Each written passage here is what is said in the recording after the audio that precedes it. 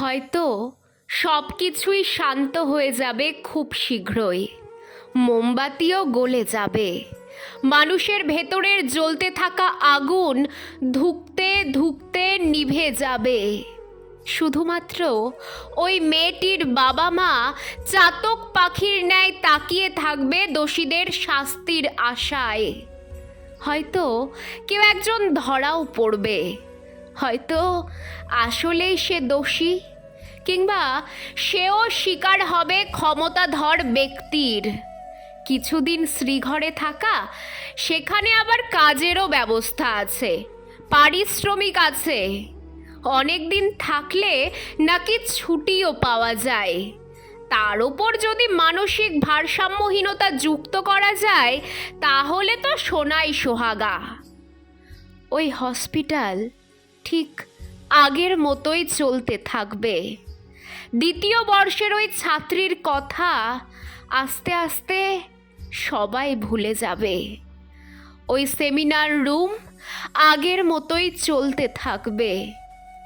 আবার কোনো এক রাস্তায় একা একটা মেয়ের সাথে একই ঘটনা ঘটবে।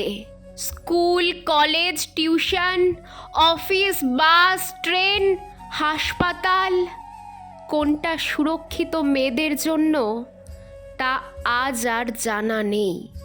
মৃত্যুর পরেও প্রশ্ন উঠেছে, সে কেন একা গিয়েছিল ঘুমোতে? বেঁচে থাকলে জানি না তাকে কতবার মৃত্যু যন্ত্রণা ভোগ করতে হতো। হাসপাতালকে মানুষ মন্দিরের সঙ্গে তুলনা করে, আর ডাক্তারকে ভগবান।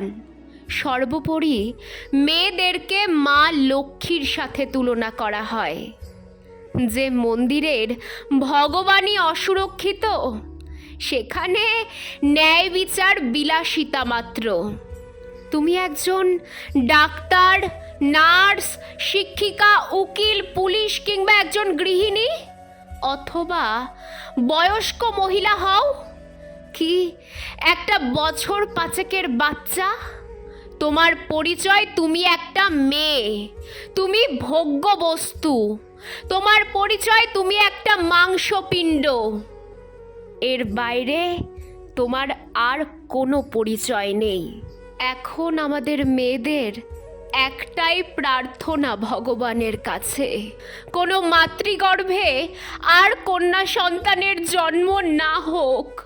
কোনো প্রসূতি বিভাগে আর যেন কন্যা সন্তানের কান্না না শোনা যায়।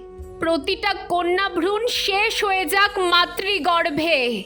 কোনো মা যেন আর একটা মা লক্ষ্মীরও স্বপ্ন না দেখে। এই পৃথিবী মেয়ে মুক্ত হলে তবেই হয়তো এই পাপ মুছে ফেলা সম্ভব। এই জগৎ সংসার একবারের জন্য হলেও মেয়ে না থাকার অভাবটা বুঝুক।